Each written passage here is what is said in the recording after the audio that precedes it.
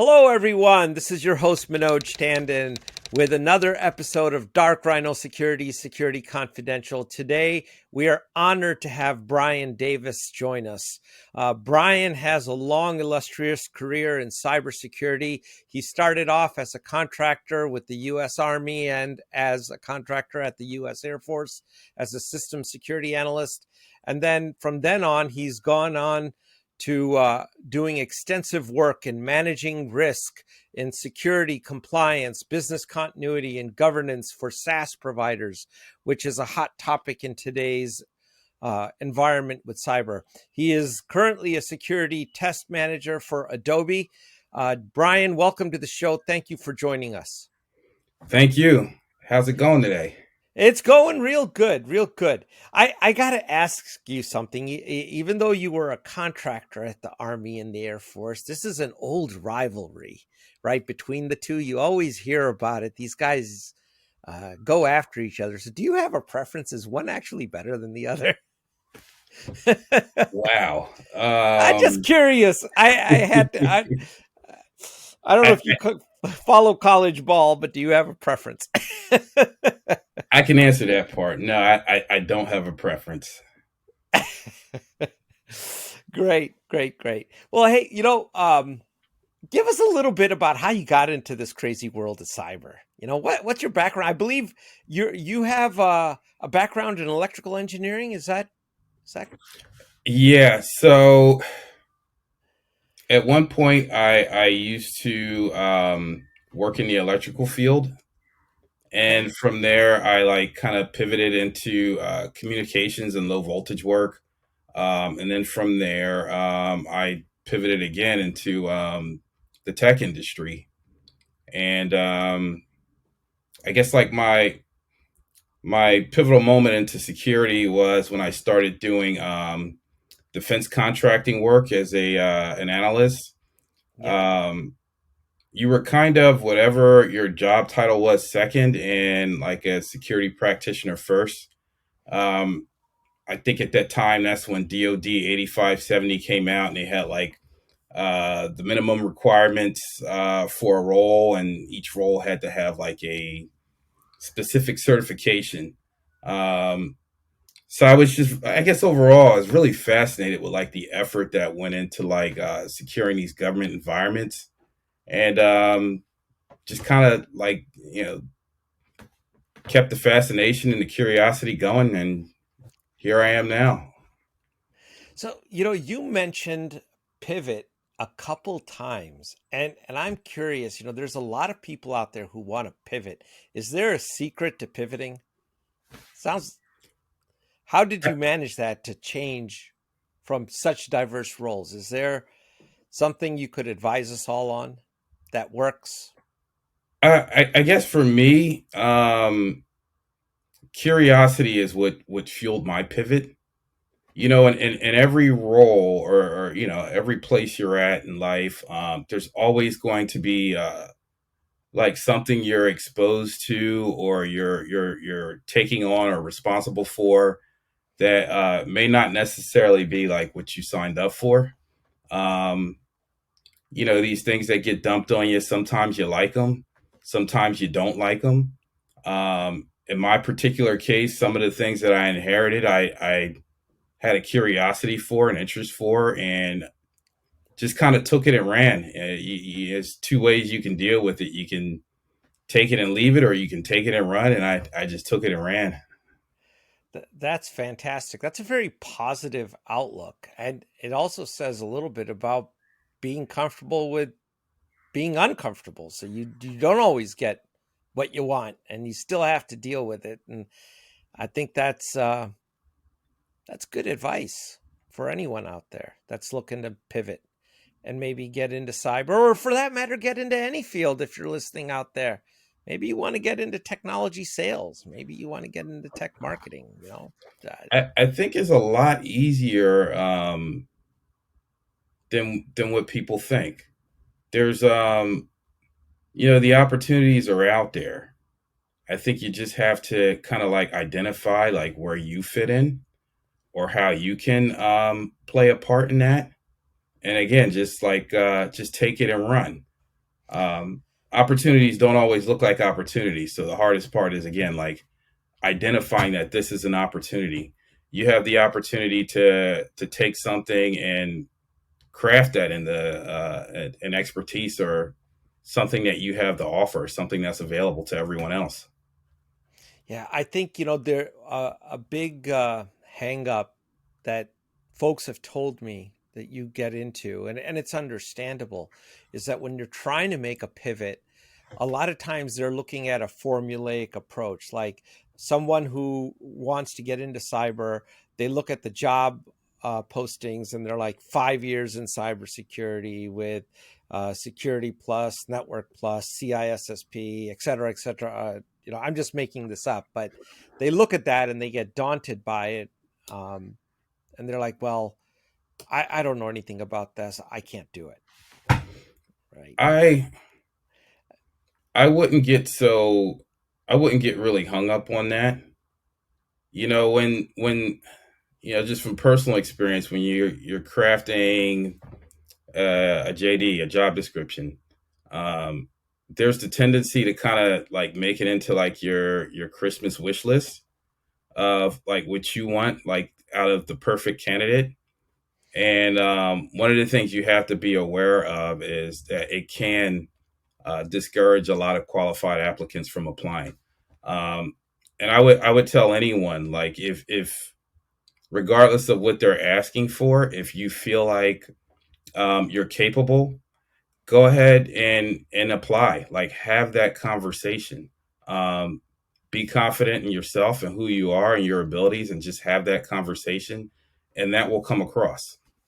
I agree completely.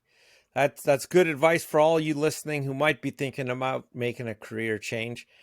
Brian, you mentioned federal regulations and credentials that had come out. One of the credentials that you hold is a CISSP, right? And I guess the question I've always had, and it's just through the industry, is that do you think that credential, attaining that today, is more or less relevant relative to the other credentials that are available for the offering in our industry? What are your thoughts on that? I still think is relevant. And again, like going back to like 85, 70, like when that came out, like there weren't like a lot of certifications. There weren't like a lot of recognized certifications that you can get. And the CISSP was like considered like the quote unquote gold standard. Right. Obviously, like there's a lot more now. Um, and they cover like a lot of good like areas of expertise and different topics. But like at the time, like CISSP met the requirements for like all level 3 positions. So it was like I had 3 different roles and 3 different levels. So it was like 9 different positions back then. And I'm sure it's a lot more now.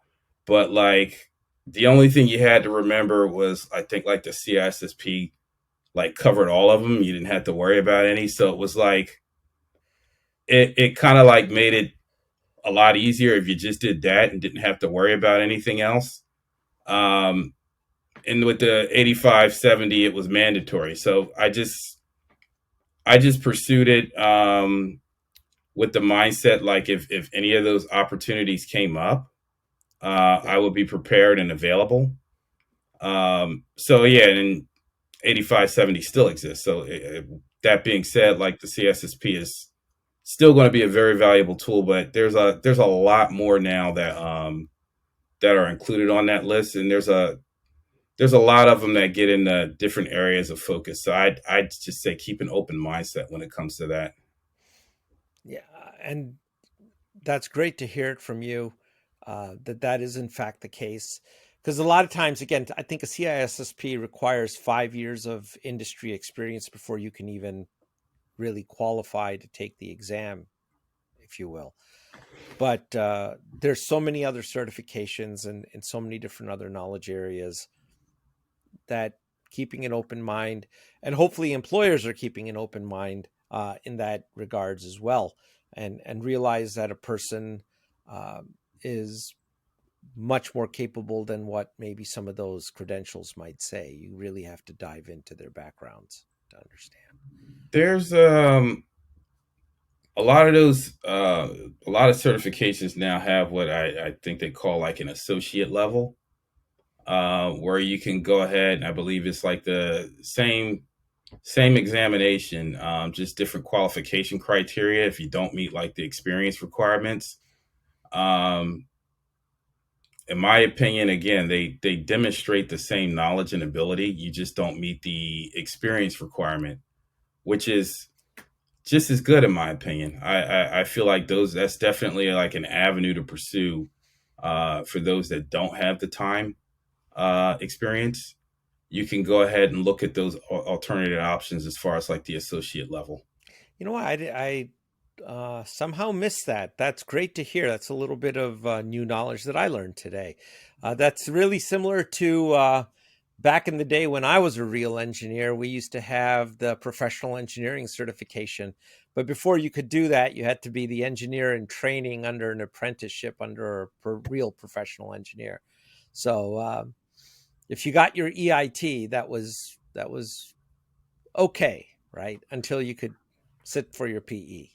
But wow, that dates me a little bit. Anyhow, The PE, you, wow, I didn't know you had a background in engineering. yeah, aerospace. Back when the Soviet Empire was a real thing.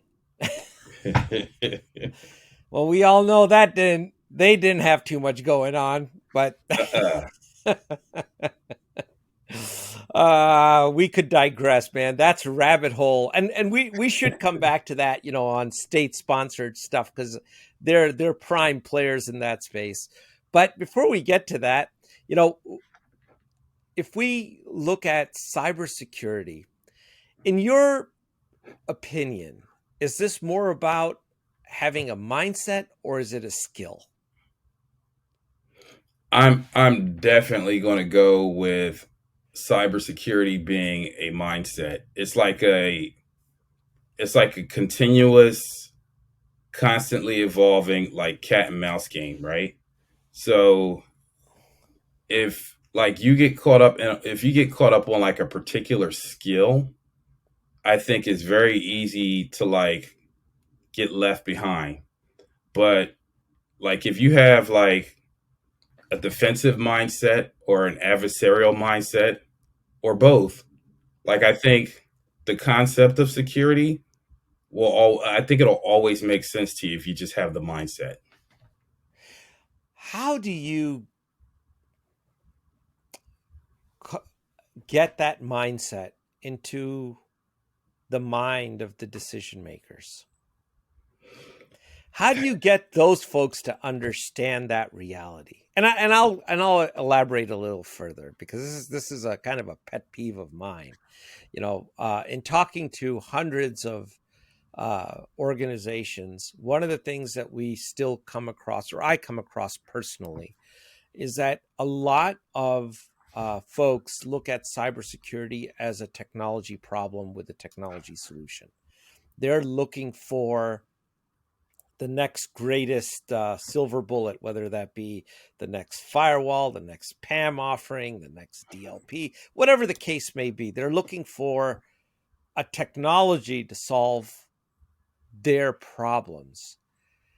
And it just occurs to me that technology there's a lot of good technologies out there, but without the right strategy and mindset to put that technology in the field, it really may not be effective. So there's a couple parts to this, right? Please. Um, that's that's a really loaded one. It is a loaded Um, one, but I ask it intentionally because I okay, want someone with your caliber to answer this one to guide us a little bit through. so again, like cybersecurity, I think he spoke on like the technology part, like the Yep. technology problem. Um, Cybersecurity, in my opinion, is not a technology problem. We have technology solutions, but it's not a technology problem.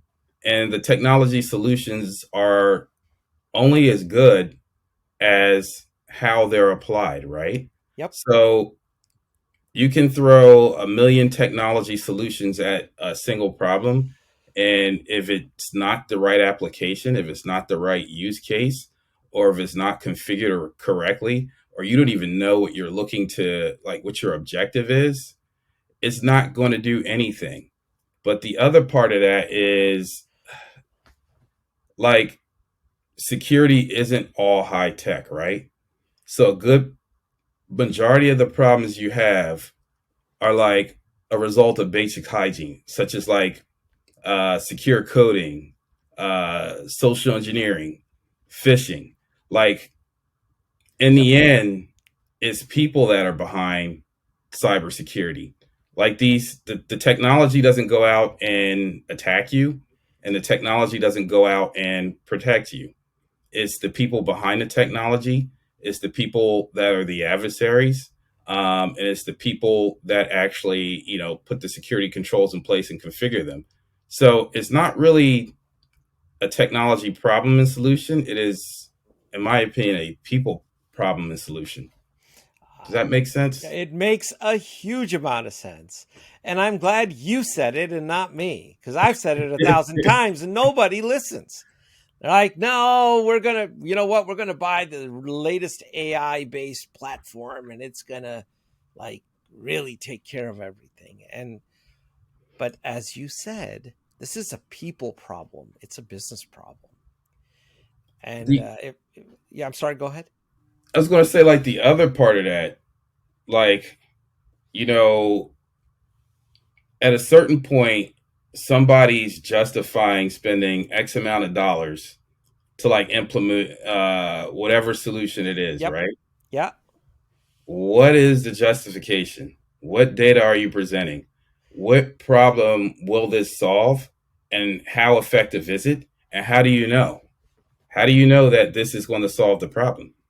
So now you've opened up a real can of worms. Now we're getting into compliance and risk, Oh yeah. right? And assessment of it, which is exactly your cup of tea. So how do you assess it? Because so many times I can tell you there's a whole bunch of categories of technology buyers out there. You probably know all of them. You got the folks that are working on, well, we budgeted for a firewall refresh 2 years ago and we got the money, so we're going to go do it. And how that fits into, I'm just picking on them. I don't know why, but I just picked on them. They're just going to do it. They're spending the money. It's money without a cause. It's just being spent because it's there. Uh, you have another group of people that is looking at it. Well, we've got this symptom in our organization, and this AI ML based thing is going to fix that. So we're going to go buy that. And then there's a third group that says, well, our industry wants compliance. And we got to check these boxes. I don't care if it makes us secure or not. Just we got to check the boxes. So make sure the auditors are good with this. Buy whatever you need to fill the gaps. There's like, and then, the fourth is just the science project crowd, but they really don't make up a big chunk of the budget. It's like those three categories a lot of people fall into. And what you said is the category that I'd love to have spending most of the money, which is looking at, okay, what is genuinely our risk now, given the fact that most of us are migrating to the cloud? What technologies that do we truly need? What risk can we accept? And how are we going to gauge its effectiveness? That's this one is I think one that kind of gets skipped over a bit, right? Oh Like man, that's understated. this one really resonates with me. Go ahead. It's your floor. so like with the risk assessment process, it's turned into like a check the box exercise, right? It's Oh something yeah. that we have to do because we have to show the auditor we do risk assessments on our supply chain, right? So it's typically like this one size fits all approach where we look at an audit report, send them a questionnaire, and um, yeah, then we go ahead and proceed. Like the one size fits all approach isn't is great for like let's just get this done, let's check the box and go ahead and we buy it, but like it's really a waste of time. Um, there's a lot of aspects you have to look at when you do a risk assessment, right? Like obviously, like there's low risk use cases where you're not going to scrutinize it much, but again, like what is low risk? You have to define that, right? Yep. You have to look at the product or service that you're using, right? Or you are attempting to use or acquire. Then you got to look at like the contents that you're putting in there, or that this product or service will be using, like your assets. That is what's going to like determine your level of scrutiny. The other thing I think you have to take in consideration is adversary intelligence, right? So That's you a have to really know good one. your asset. You have to know the use case, like what are you doing with this, uh, to kind of find out what actual problems, what risk, what your adversary is. Like I've had like these really wild due diligence conversations where people were like presenting scenarios that were highly unlikely, considering the use case, right? Like, Yep. what happens if, like somebody hacks in here and like steals all of our data? Well, considering like it's only used to house like data that's already public anyway, like it's not really a big deal. Like th- there's multiple factors, right? And if you just gloss over it again, like you're just touching it on the surface, like the one size fits all approach, um, it's not a really effective measure of risk. But once you've taken all the factors in consideration, again, like your use case, what assets you're storing, what your adversary is, and you've taken all that in consideration, then you can figure out like what again, like what your risk tolerance is. You do have a threshold, don't you? What level of risk are you willing to accept? High, medium, or low? Otherwise, we come up with an assessment, we've come up with a measurement, but we don't even know if it's acceptable or not because we don't know what our tolerance is. It's Well, you know when you get to that, especially the tolerance one is a tough one. I found it very difficult to get people who need to make those decisions to actually make those decisions, because they are signing off on acceptability of a certain level of risk, and something they're saying something could go wrong. And if it does, well, this is the best we could have done, right? Which is in fact a true statement. I mean, you reach a point of diminishing returns. I mean, how you can't lock down everything. You still got a business to run.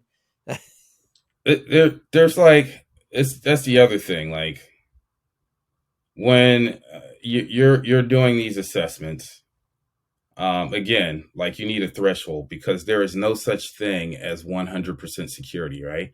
Like Perfect. nothing is 100% secure. So if your threshold is 100%, more than likely it's an unrealistic threshold. Um, measuring measuring the security, measuring the risk, you have to make sure that they kind of align somewhere in the middle of right where your threshold is. You just have to be like realistic about it as well too. And this is such a dynamic environment. So when we look at other industries, we look at accounting, we look at medicine, where there's standards of care. Accounting has GAAP principles that everybody works by. Those industries relative to cybersecurity are fairly static. Things don't change on a weekly or monthly basis, right? Whereas in our industry, the adversaries are quite intelligent. I mean, we're not dealing with a bunch of people that, are buying guns and knocking over banks. I mean, that's not what they're doing. Uh, they're figuring out where your vulnerabilities lie and how they can exploit it and get away with it. Right. And that Constantly. changes hour to hour, second to second. So, in such an environment, is compliance really kind of a false god in many respects? So, like, one of the things that you have to differentiate early on is what is compliance, right? What Okay. relationship does it have with security? Compliance is simply like the adherence to a set of best practices that have been established, right? Compliance is adherence to your governance. Uh, Security is your resilience to your adversaries. So on one end, like you're complying, you're doing what you're supposed to be doing. Uh, the other end is you're showing that you're resilient. Like it's important to know the difference because you can be compliant and not secure, and vice versa. You can be um, secure and not compliant. Um, an audit report is like the auditor's opinion of how well you met the objective, and like security is measurable. So like, okay, say we have an agreement. I have to mow your lawn every week during the summer, right? Okay. And like your neighbor verifies, like I indeed mowed your lawn like every week. We have a record of it. I edged it and trimmed it, just like all the details like that were set out in the agreement, right? I was Yeah. compliant. Like security is measurable. How well did I meet that objective? Um, like you can take weekly samples and say, out of like the 100 times I cut the grass, you checked 50 of them, and I actually did cut it, but that's not a measurement. It's like, how about each time I cut your grass, I missed certain areas, or I caused like lawn damage from using like a huge tractor. Like I'm compliant in the fact that I did everything I was supposed to do every week, like it was in the agreement. But Now my um, lawn is diseased and less resilient. right, like it doesn't spell out how well of a job I did or whether I made that threshold for the areas of lawn that I missed or anything else. So it's compliance and security, like you really have to understand the difference and not misconstrue them. I think that's a fine needle you're threading there, and but it's a really good one. I love the explanation, uh, and equating compliance to resilience. They may not equate, and oftentimes they do not equate, and that's something that you really have to put some thought into. I do think compliance. If you do resilience slash security right, you will land up in good compliance land because you will have put the practices in place that need to be. But it's the dynamic nature that of the field, if you will, or the battlefield that we're in, that makes compliance, of limited. Yes, you check the box, but will it work with today's adversary or what we know today? And that's the $1 million question. And we see it come up time and time again in so many different news reports on who got breached. Like kind of what you said, right? Like being compliant can inherently make you more secure, and being secure can inherently make you more compliant. Um, but you what you need is both, right? Like compliance isn't going anywhere, security isn't going anywhere. They both serve like a unique and distinct purpose. Like one isn't there to kind of discredit or disprove like the other. Um, but again, like with securing something, like a lot of that comes down to use case. A compliance report um, isn't a really good measure of security. What you need is a lot more information. You need information such, again, like what is your threshold for security? How are you measuring that? What metrics are you used to measure that? That is how, like, you determine how secure something is versus compliance, which you can, again, like, be meeting all the objectives, but there's still opportunities that exist for adversaries to come in and do their thing. Absolutely. I I get that. Have you what kind of pushbacks do you get when you have this conversation in industry? Or do you not get much pushback at all? It's I would say it's not much pushback. Um, Corporate policy like dictates a lot of this, right? So like it dictates what your company needs from my company in order to effectuate a transaction. So before we do business, um, there's usually some type of policy that states that they need like a compliance report, a questionnaire, and like maybe a few other things. Um, you can question that. You can raise the issue. You can point out the facts. Um, but ultimately, it's a bigger problem than just the people that are doing the risk assessment. And it's a bigger problem than the people that are, effectuating compliance in their organization. It's bigger than that. I think it goes up to a higher level of where there's kind of a misunderstanding on what constitutes a risk assessment and what constitutes, evaluating compliance in your third parties and what constitutes as a security assessment. It's really easy to kind of blend them all into one, and then get none of the benefits of either. Oh, that's really well said. You often hear, in fact, those terms used interchangeably, and they're really not. Risk assessment is a very different animal from a vulnerability assessment, Oh right? yeah, Right, which is a very different animal from a vulnerability scan, yes, which is different than a penetration test. And these are all differences. And yes, there may be some overlaps, but by and large,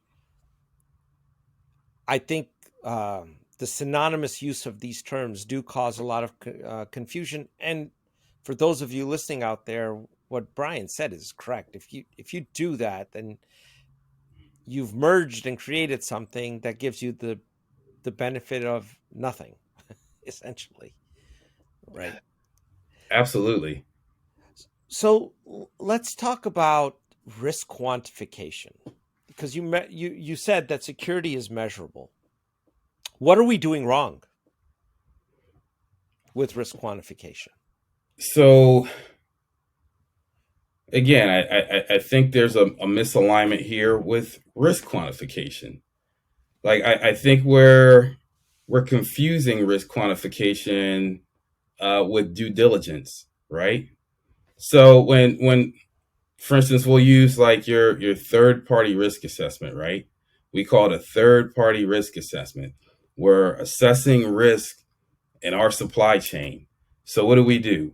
Like we got like this templated assessment approach, like this boilerplate approach, where like we gather a few facts, we identify like a few plausible threats, what the anticipated impact would be, and take a guess on the likelihood, right? Um, Identifying risk is not quantifying risk.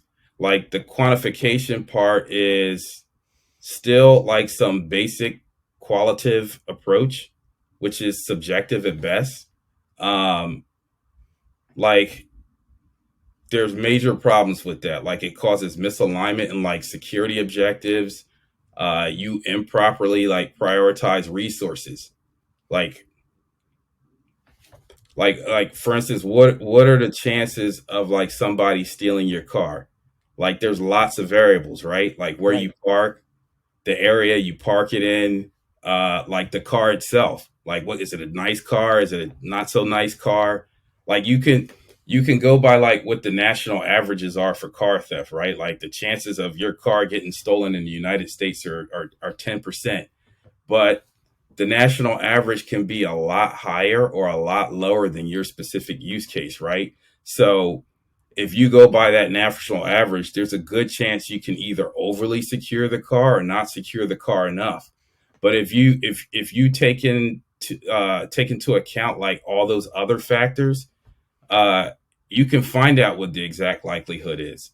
That is that is the difference between like the qualitative and the quantitative approach. Um, Again, like the qualitative approach where we're sitting here guessing like what the problem is or what's going to happen or how bad it's going to be, is not really effective in my opinion. So how do we go about you use third party risk as an example, and that's actually a really good one, and I think it's a very difficult one actually. How do you assess that? Because it is a template oftentimes, and you're gathering fundamental facts, but you don't know the mindset of your supplier. So you don't know what your exposure is because of their inadvertent enablement of certain use cases that you just don't have visibility to, right? I mean, Target, let's pick on them because they've been a poster child. They were breached by an HVAC contractor. That's how the bad guys got in. Now, when you're assessing an HVAC guy, on the surface, you would think, what are the chances? I mean, the guy services my air conditioning and my heating units. And, what kind of risk does this really present? Right. Yet it caused one of the biggest breaches in retail history. That is a difficult run, right? Because like I can sit here and expound on that, and hindsight is like 2020. Sure. But like first of all, like we have to understand, um, there's always risk in everything, right? Like it's a part of doing business. It's not going anywhere. The best you can do is like your due diligence and your due care, um, and trying to identify and assess what your potential problems may be. But there's always going to be like one off like instances where like I never saw that coming, right? But like to the you know using Target as an example, like it goes back to physical security. Um, how we spoke about how you can be compliant and not physically secure, or physically secure and not compliant, and how you can be compliant and it will inherently make you more secure. Physical security is a large part of various different frameworks, right? It's covered in detail, everything from perimeter security, alerting, detection, um, all of those good things that come with physical security. Would a good physical security program have stopped this from happening? Like with the escort model, or I'm not really privy to the details of how that went down. But would a lot of that have stopped that? Maybe, maybe not. But in the event that they did have a physical security program in place, and this did happen, again, that will fall on one of those one-off chances of, you're not going to be 100% secure. So if you're instantiating a third-party risk program in your company, and every company has vendors of various maturity levels that they do business with,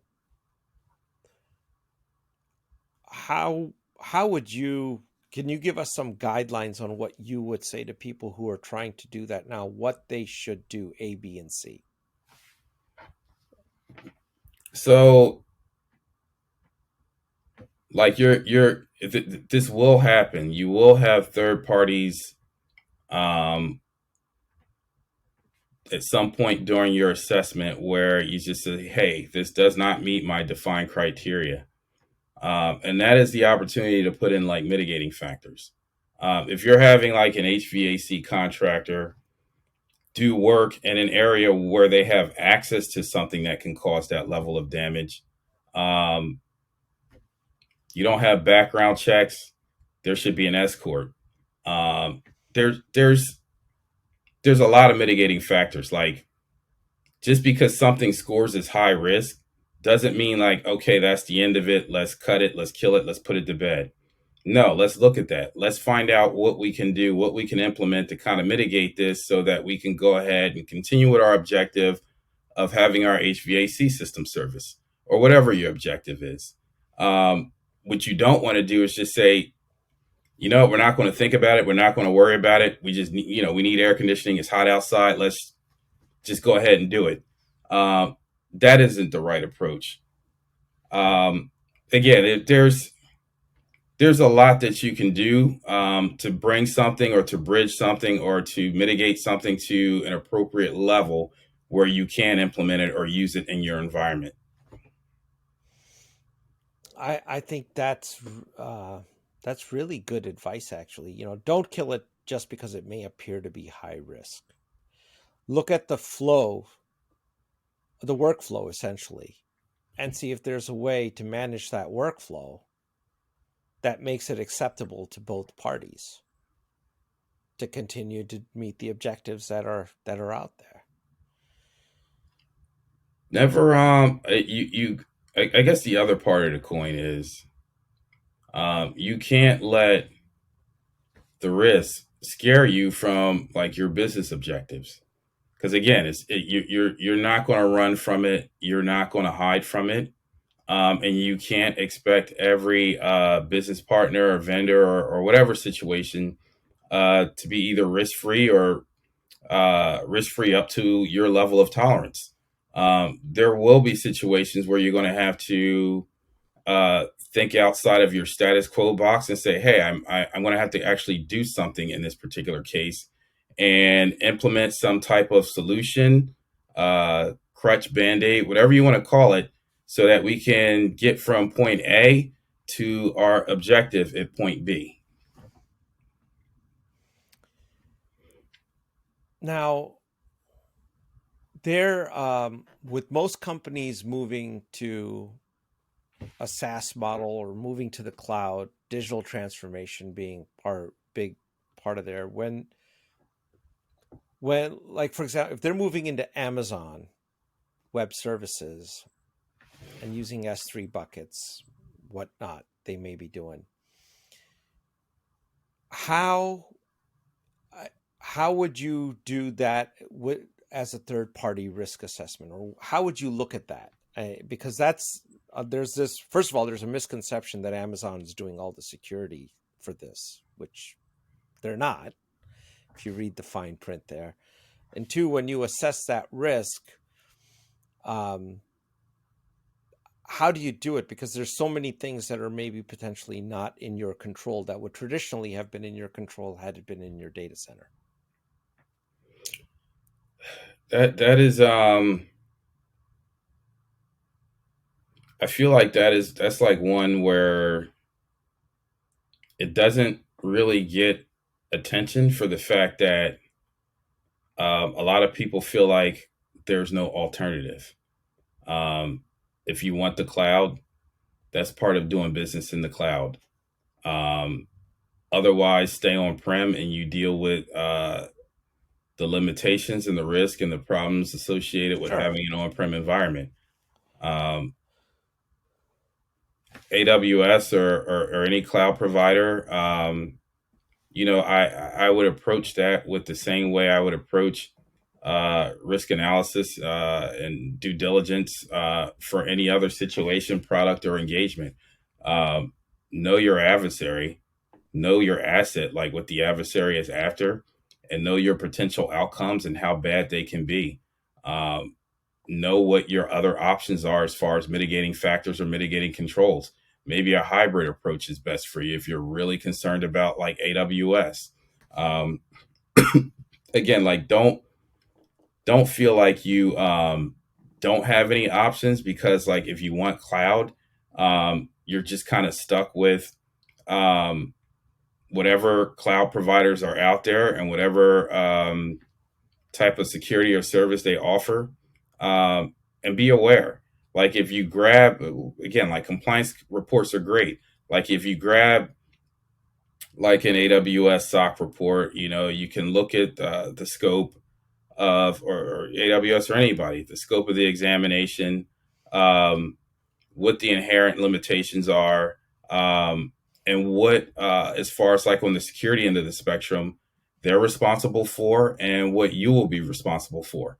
They're good for that.